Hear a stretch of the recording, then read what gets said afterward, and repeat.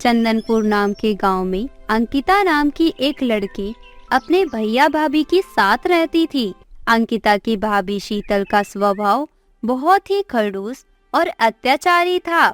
वो चाहती थी कि अंकिता की शादी किसी भी ऐरे गैरे से हो जाए, तो शादी का खर्चा करने से वो और अंकिता का भाई दोनों बच जाएंगे। इसीलिए वो अंकिता के लिए रिश्ता ढूंढती रहती थी। एक दिन शीतल बाजार जा रही थी। रास्ते में उसने देखा एक बहुत ही मजबूर और गरीब भिखारी लड़का अपनी बूढ़ी माँ की दवाई के लिए लोगों से भीख मांग रहा था। वो शीतल के पास आता है और उससे कुछ पैसे की मदद मांगता है। मेरी मदद करो, मेरी माँ बहुत बीमार है और मेरे पास उनकी इलाज के लिए बिल्कुल भी पैसे नहीं है। मैंने बहुत लोगों से काम मांगा और कोई भी मुझे काम नहीं देता। मेरी मदद कर दो, आपकी बहुत मेहरबानी होगी। ये भिखारी लड़का मेरे बहुत काम का है। अगर मैं इस भिखारी लड़के से अंकिता की शादी कर दूं, तो हम उस आफत से छुटकारा पा लेंगे और हमें 1 रुपए भी अंकिता की शादी में खर्च नहीं करना पड़ेगा और हमारे सर से बला भी टल जाएगी। फिर हम पति पत्नी आराम से रह सकेंगे। मैं तुम्हें पैसे दे सकती हूँ, पर तुम्हें मेरे लिए एक काम करना होगा। आप जो कहोगे वो मैं करूँगा, पर इस वक्त मेरी माँ की इलाज के लिए मुझे पैसे दे दो। शीतल उसे कुछ पैसे दे देती है और घर आ जाती है। अगले दिन अंकिता का भाई मोहन काम पर जा रहा था। तभी वो मोहन से बोलती है, मोहन, मैंने अपनी अंकिता के लिए एक बहुत ही अच्छे लड़के का रिश्ता देखा है। अगर तुम हाँ कहो तो मैं उस लड़के को आज ही घर पर बुला लेती हूँ। पर शीतल, लड़का कैसा है, क्या करता है, कैसा खानदान है, हमें यह सब भी तो देखना पड़ेगा ना। बस आ गई ना वही बात तुम्हारे दिमाग में। तुम तो सोचते ही हो कि मैं अंकिता की भाभी हूँ। माँ होती तो उसके लिए अच्छा रिश्ता ढूंढ लाती। रहने दो, तुम तो मुझे अपना समझते ही नहीं हो। भला मैं अपनी अंकिता के लिए कोई गलत रिश्ता थोड़ी ना ढूंढ के लाऊंगी। नहीं नहीं, मेरा वो मतलब नहीं था। अच्छा ठीक है, शाम को तुम लड़के को घर पर बुला लो, मैं घर जल्दी आ जाऊंगा, ठीक है। शीतल जिस लड़के को घर पर बुलाने वाली थी वो कोई और नहीं बल्कि वही भिखारी लड़का था जिसकी मदद उसने बाजार में की थी। उस लड़के का नाम योगेश था। ये सारी युक्ति शीतल की ही थी। उसने योगेश को अच्छे कपड़े खरीदने के लिए पैसे दे दिए थे ताकि वो दिखने में अच्छे खानदान का लगे। योगेश तैयार होकर घर आ जाता है। योगेश की मजबूरी ये थी कि वो एक गरीब भिखारी था और शीतल ने उसकी माँ के इलाज के लिए उसे पैसे दिए थे। उसके बदले उसने ये शर्त रखी थी जो उसे मजबूरी में माननी पड़ी। मोहन, योगेश के दूसरे शहर में एक बहुत बड़े पोस्ट में नौकरी लग गई है। योगेश, पगार कितनी दे रहे हैं? जी वो 50। हाँ, मुझे याद आ गया, तुम्हारी माताजी से मेरी बात हुई थी। 50,000 रुपए, बहुत बढ़िया। तो कब जाना है तुम्हें?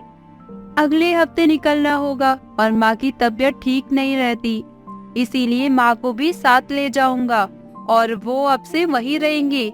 मैं चाहता था कि शादी अगले 2 दिन में ही हो जाए और मुझे दहेज में कुछ भी नहीं चाहिए। तुम्हारे अच्छे विचार देखकर मैं बहुत खुश हूँ योगेश बेटा, पर इतनी जल्दी हम कुछ तो तैयारी करना ही चाहेंगे। अंकिता मेरी एक लौती बहन है। अरे आप भी कैसी बातें करते हो? हम भी बेटा दहेज लेने और देने के सख्त खिलाफ हैं। शादी अगले 2 दिन के बाद ही होगी। शीतल ने योगेश को सब कुछ समझा बुझा दिया था। बेचारा योगेश, उसे झूठ बोलना पड़ रहा था। मोहन भी उसकी बातों में आ गया और अंकिता की शादी योगेश से हो गई। थोड़े बहुत कपड़े और सामान के साथ अंकिता अपने मायके से विदा हो जाती है। पर शादी के बाद योगेश अंकिता से कुछ भी नहीं छुपाता। वो उसे शुरू से आखिर तक की सारी सच्चाई बता देता है। और ये है सच्चाई अंकिता, तुम अगर वापस अपने भैया के पास जाना चाहती हो तो मैं तुम्हें नहीं रोकूंगा। शीतल भाभी ने भले ही मेरी शादी आपसे किसी भी तरह की हो, पर अब आप मेरे पति हैं और माँ जी मेरी माँ। आप दोनों जहाँ रहेंगी जैसे रहेंगे, मैं वहाँ आपके साथ रह लूंगी। मैं वापस जाकर अपने भैया को और दुख नहीं पहुँचाना चाहती। अंकिता अपने पति और सास के साथ दूसरे गांव के लिए चल पड़ती है। अंकिता के पास जो थोड़ी बहुत पैसे थे वो खर्च हो गए। अंकिता और योगेश मिलकर गांव के पास ही एक झोपड़ी तैयार कर लेते हैं। अंकिता अपनी सास और योगेश के साथ उस झोपड़ी में रहने लगती है। योगेश के पास कोई काम नहीं था, इसीलिए वो अंकिता के साथ मिलकर जंगल से लकड़ियां काट कर लाता था और उसी को बेचकर वह गुजारा करते थे। एक दिन योगेश और अंकिता जंगल में लकड़ियां काटने गए हुए थे। अचानक बहुत तेज मूसलाधार बारिश हो गई। वो दोनों कुछ देर जंगल में ही रुक गए। तभी उन्हें किसी के करहाने की आवाज आती है। वो दोनों देखते हैं एक गहरे गड्ढे में एक बूढ़ा व्यक्ति गिरा हुआ है और बहुत ही कमजोर हालत में है। अंकिता और योगेश ने किसी तरह उस बूढ़े आदमी को गड्ढे से बाहर निकाला और अपनी झोपड़ी में ले आते हैं और उस बूढ़े व्यक्ति की बहुत सेवा करते हैं। अगले दिन बूढ़े व्यक्ति को होश आ जाता है। तुम दोनों ने मेरी जान बचाकर मेरे ऊपर बहुत बड़ा एहसान किया है। मैं पेशे से एक जादूगर हूँ। जंगल के रास्ते घर जा रहा था। गड्ढा झाड़ियों से ढका हुआ था। शायद किसी ने जंगली जानवर को पकड़ने के लिए वो गड्ढा खोदा होगा। पता नहीं, शायद बारिश में नजर नहीं आया होगा और मैं उस गड्ढे में गिर गया। तुम दोनों वहां नहीं आते तो शायद मैं बच भी नहीं पाता। बाबा, ये गरम गरम हल्दी वाला दूध पी लीजिए। अच्छा, तुम सब यहाँ रहते हो? योगेश उस बूढ़े जादूगर को अपनी सारी बात बताता है। अब तुम सबको परेशान होने की कोई जरूरत नहीं है।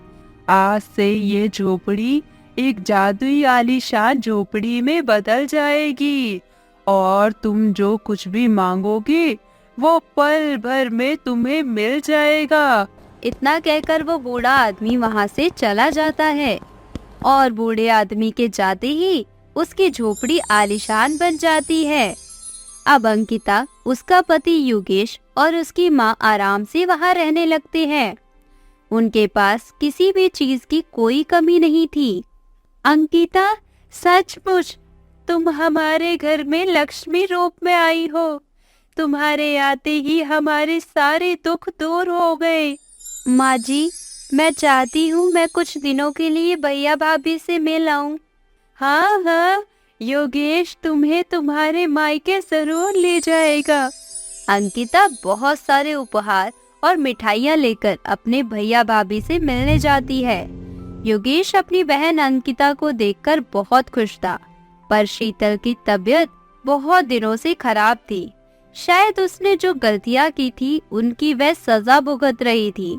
अंकिता, मैंने तुम्हारे भैया को सारी सच्चाई बता दी है। पता नहीं कैसी बीमारी लगी है कि ठीक होने का नाम ही नहीं ले रही। मुझे माफ कर दो अंकिता। भाभी, ऐसा न कहो, आप बिल्कुल ठीक हो जाओगी। अंकिता वापस अपने घर आ जाती है। मेरी भाभी बिल्कुल ठीक हो जाए, ऐसी दवा मुझे मिल जाए। अंकिता वो दवाई अपनी भाभी को पिलाती है और उसकी भाभी बिल्कुल ठीक हो जाती है और अंकिता को गले लगा लेती है। उस दिन से अंकिता अपने परिवार के साथ खुशी खुशी जीवन बिताने लगती है। एक समय की बात है, बजरंगपुर नाम के गांव में एक नाक कटी चुड़ैल रहती थी। एक बार उसने गांव के ही एक आदमी पर हमला कर दिया था। तब लोगों ने उसे पकड़ लिया और उसकी नाक काट दी। चुड़ैल भी अपनी जान बचाने के लिए जंगल में भाग गई, लेकिन उसके मन में बदले की आग जल रही थी। फिर एक दिन गांव का ही मोहन नाम का आदमी उसी जंगल से होकर जा रहा था। तभी चुड़ैल एकदम उसके सामने आ जाती है।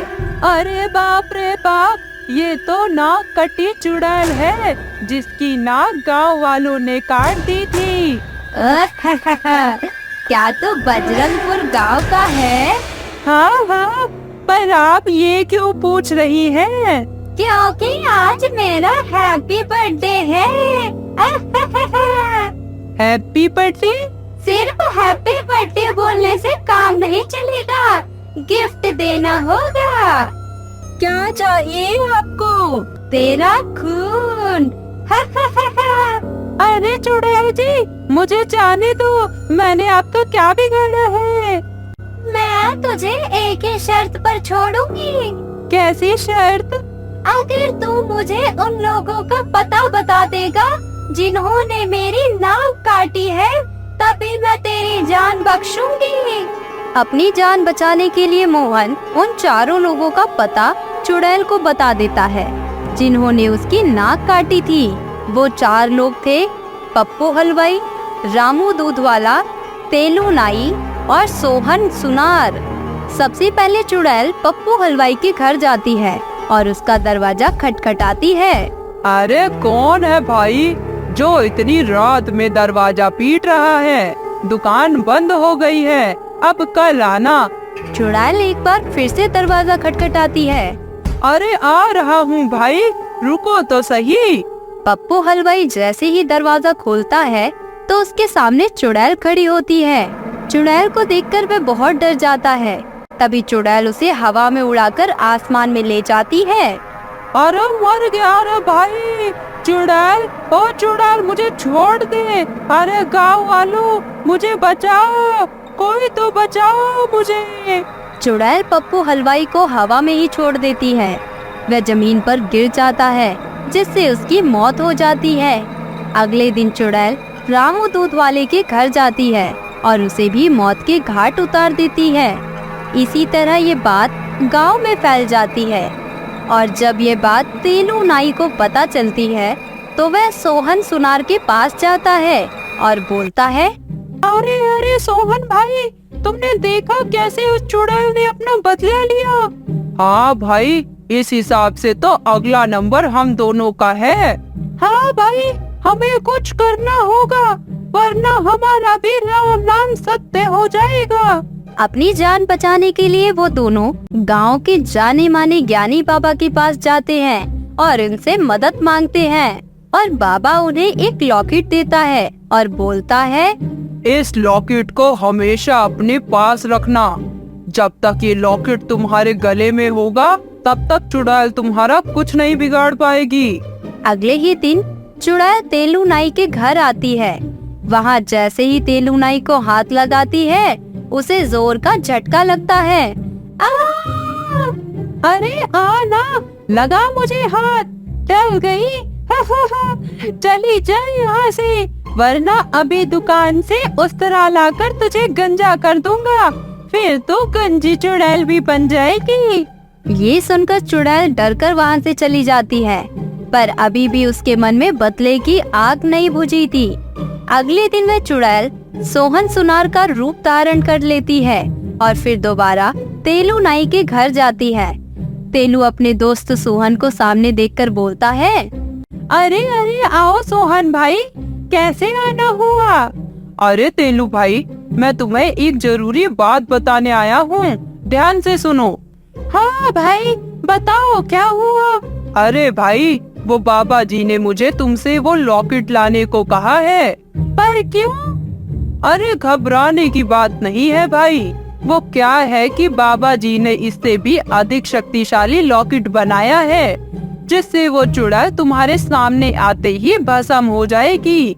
अच्छा, ऐसी बात है क्या? तेलू नाई जैसी ही वह लॉकेट निकालकर उसे देता है, चुड़ैल अपने असली रूप में आ जाती है। तेलू, आजा तुझे पेलू, मुझे गंजा करेगा तू?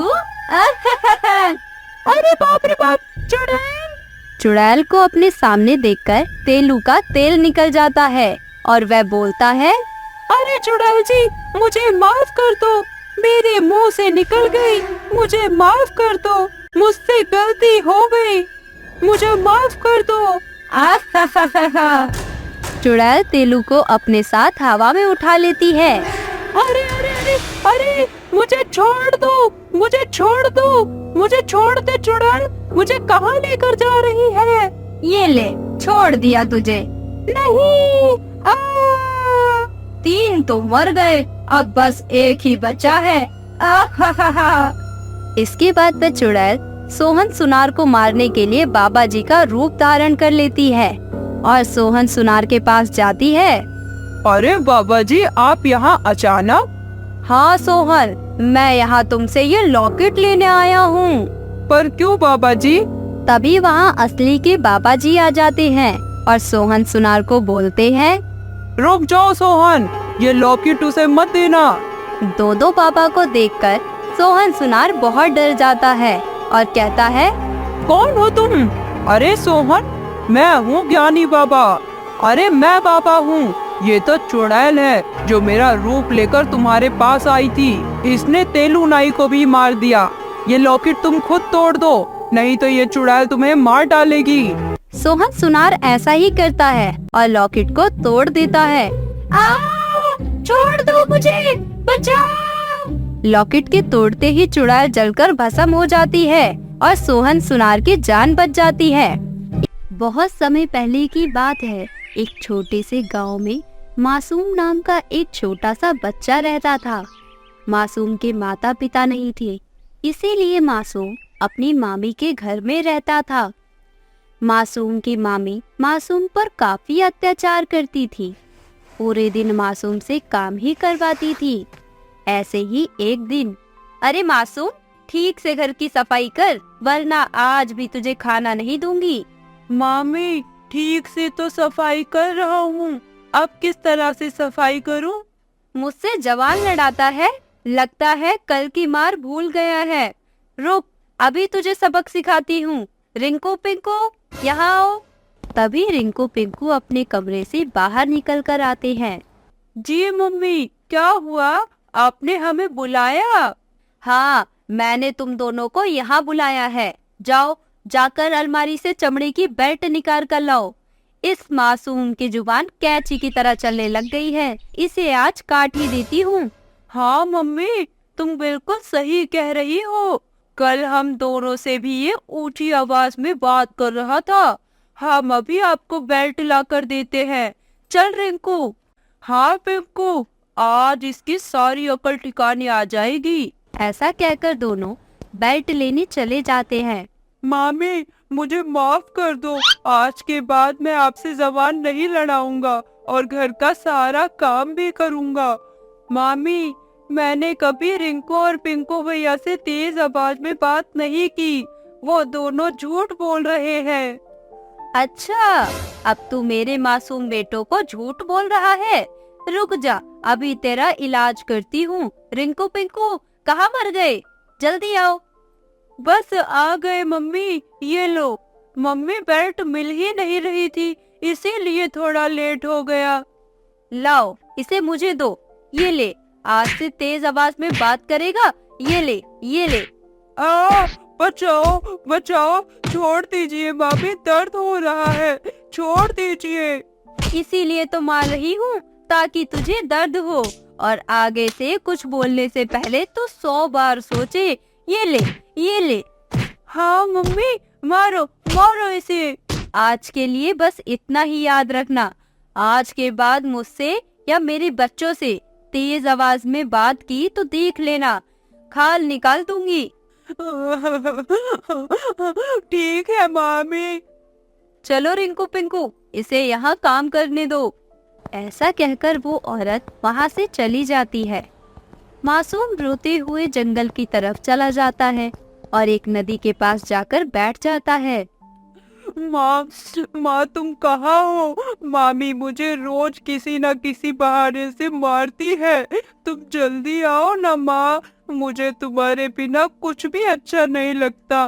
तुमने तो कहा था तुम भगवान के पास से जल्दी वापस आ जाओगी, फिर अभी तक क्यों नहीं आई माँ? माँ। ऐसा कहकर मासूम जोर जोर से रोने लगता है।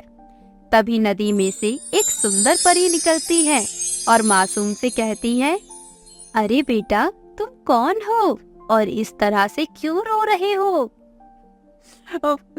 मेरा नाम मासूम है और आज मेरी मामी ने मुझे बहुत मारा है, जिसकी वजह से मुझे रोना आ रहा है। मुझे मेरी माँ की याद भी आ रही है। पता नहीं मेरी माँ कब तक वापस आएंगी। क्या तुमने मेरी माँ को कहीं देखा है सुंदर परी? नहीं बेटा, मैंने तुम्हारी माँ को कहीं नहीं देखा है।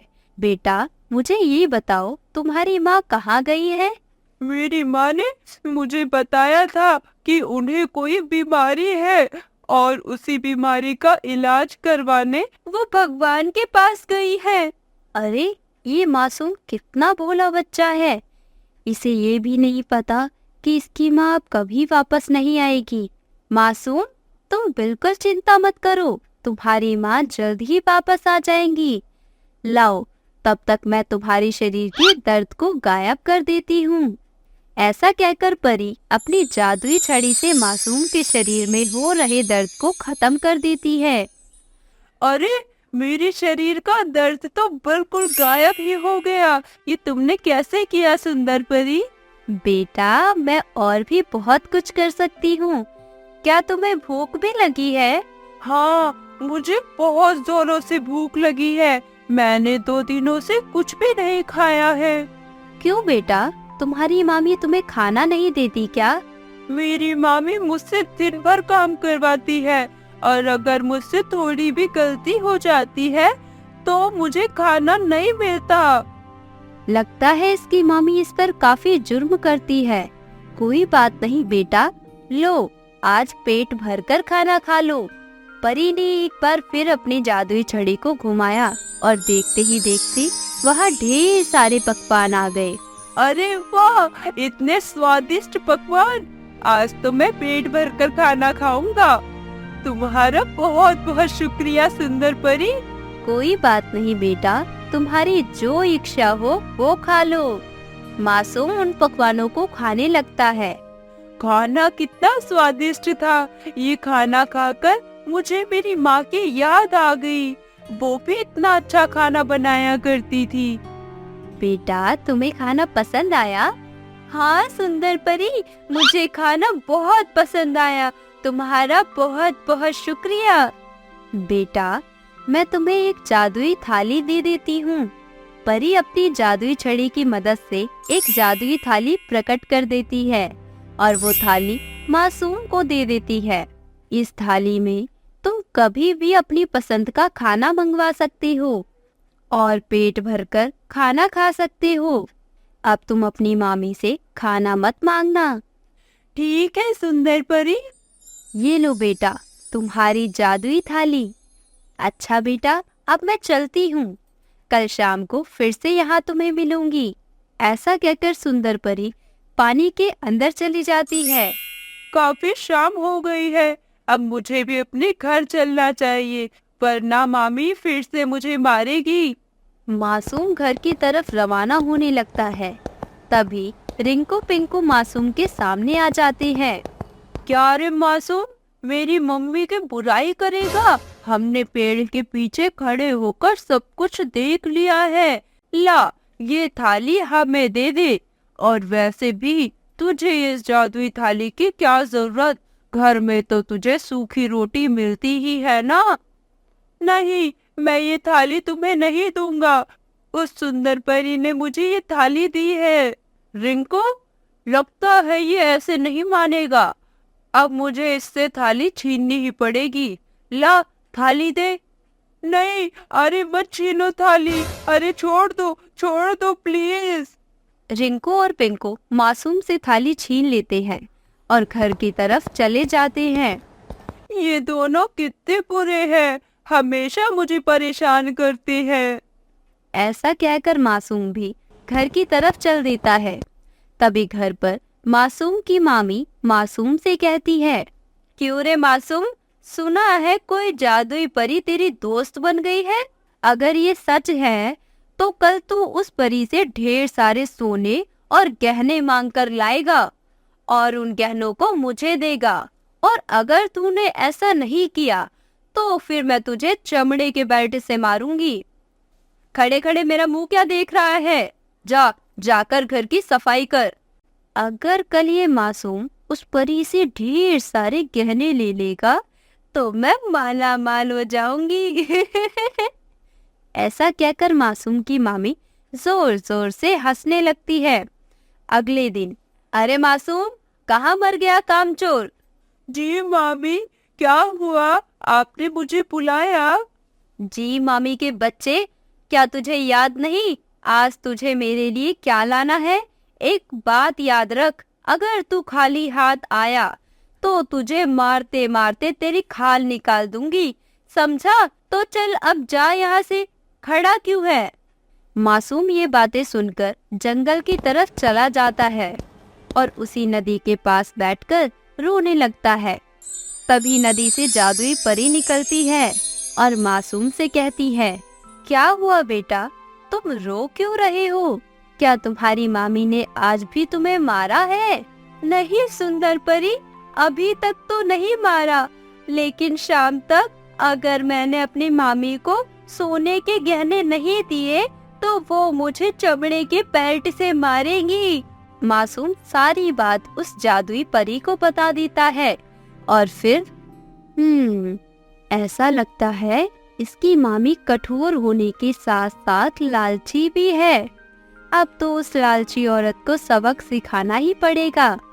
अरे कोई बात नहीं बेटा, मैं तुम्हें एक जादुई बक्सा देती हूँ और ये बक्सा जाकर अपने मामी को दे देना। जब तुम्हारी मामी इस बक्से को खोलेंगी तो उन्हें ढेर सारा सोना मिल जाएगा। ऐसा कहकर जादुई परी एक छोटा सा बक्सा मासूम को दे देती है और फिर नदी के अंदर चली जाती है। ये सुंदर परी कितनी अच्छी है, मेरा कितना ख्याल रखती है, हमेशा मेरी मदद करती है। ऐसा कहकर मासूम घर की तरफ रवाना हो जाता है और कुछ ही समय में घर पहुंच जाता है। तभी, अरे कामचोर, तू आ गया? कहाँ है मेरे गहने? दिखाई तो नहीं दे रहे। मामी, उस परी ने मुझे ये बक्सा दिया है और कहा है इस बक्से के अंदर ढेर सारे सोने के गहने हैं, इसे जाकर अपनी मामी को दे देना। मासूम उस बक्से को अपनी मामी को दे देता है। जैसे ही मासूम की मामी उस बक्से को खोलती है, तभी उस बक्से में से एक जादुई छड़ी निकलती है और कहती है, अरे लालची औरत, तूने इस मासूम बच्चे को बहुत सताया है, अब तेरी खैर नहीं। आज मैं तुझे वही दर्द दूंगा जो आज तक तू इस मासूम बच्चे को देती आई है। ऐसा कहकर छड़ी मासूम की मामी की पिटाई करने लगती है। तभी मासूम की मामी जोर जोर से चिल्लाने लगती है, बचाओ, कोई बचाओ, मुझे माफ कर दे मासूम, इस छड़ी को बोल कि मुझे ना मारे, बचाओ बचाओ। तभी मासूम उस जादुई छड़ी से कहता है, जादुई छड़ी, अब तुम रुक जाओ, मेरी मामी को अपनी गलती का एहसास हो गया है, मैं तुम्हारे सामने हाथ जोड़ता हूँ, जादुई छड़ी तुम रुक जाओ। मासूम के इतना कहते ही जादुई छड़ी रुक जाती है और सामान्य रूप में आ जाती है। मासूम, मेरे बच्चे, मुझे माफ कर दे, मैंने तुझे इतना दुख दिया, इसके बावजूद तूने मेरी जान बचाई, मुझे माफ कर दे मेरे बच्चे। आज के बाद मेरे 3 बेटे हैं, आज से तू भी मेरा बेटा है, मैं कभी तुझे परेशान नहीं करूँगी मेरे बच्चे। ऐसा कहकर मासूम की मामी मासूम को गले लगा लेती है। उस दिन के बाद मासूम के जीवन में खुशियाँ आ जाती हैं और मासूम अपने जीवन को अच्छे से जीने लगता है। स्टोरी अच्छी लगी हो तो चैनल को सब्सक्राइब कर देना और कमेंट करना मत भूलना।